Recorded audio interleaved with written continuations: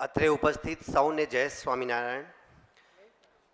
મંચ પર વિરાજમાન આપણ સૌને આશીર્વાદ આપવા પધારેલા વડતાલ ધામના પૂજ્ય આચાર્ય મહારાજ શ્રી, ગુજરાત સરકારના નાયબ મુખ્ય દંડક શ્રી રમણભાઈ સોલંકી સાહેબ, સોજિત્રાના ધારાસભ્ય શ્રી વિપુલભાઈ, પેટલાદના ધારાસભ્ય શ્રી કમલેશભાઈ, જિલ્લા પંચાયત પ્રમુખ શ્રી હસમુખભાઈ, મંચ પર ઉપસ્થિત તમામ સંતશ્રીઓ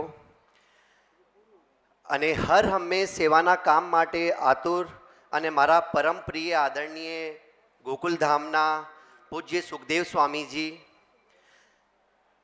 રૂરલ ઇલેક્ટ્રિફિકેશન કોર્પોરેશનના પ્રતિનિધિ, એલિમ્કોના પ્રતિનિધિ શ્રી, મીડિયાના મિત્રો અને પ્રિય દિવ્યાંગ મિત્રો અને તેઓની સાથે આવેલા એમના પરિવારજનો, આપના દેશના માનનીય વડાપ્રધાન શ્રી નરેન્દ્રભાઈ મોદીજીના સુશાસનના 24 વર્ષ પૂરા થયા છે અને 7મી ઓક્ટોબરથી 15મી ઓક્ટોબર સુધી સમગ્ર રાજ્યમાં આ એક વિકાસ સપ્તાહની રૂપમાં ઉજવણી આની ચાલી રહી છે.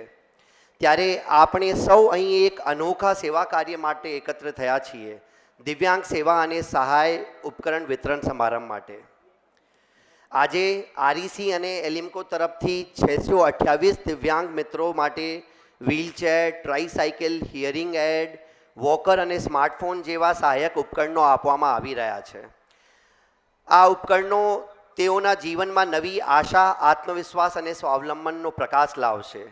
હું હૃદયપૂર્વક આભાર માનું છું આરઈસી અને એલિમ્કોનો, જેઓ સતત સામાજિક જવાબદારી ક્ષેત્રે પ્રશંસનીય કાર્ય કરી રહ્યા છે.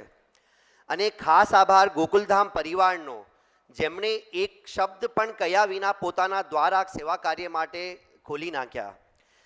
આ કાર્યક્રમ અહીંયા થવા પાછળનો જે એક મેઇન રીઝન છે, ગયા વર્ષે આ જ કાર્યક્રમ અમે જિલ્લા કક્ષાનો એક કાર્યક્રમ આણંદ ખાતે યોજાયું હતું, જેમાં અમને ખૂબ મુશ્કેલી આવી હતી, જેમાં દિવ્યાંગજનોને ખૂબ હાલાકી પણ ભોગવવી પડી હતી.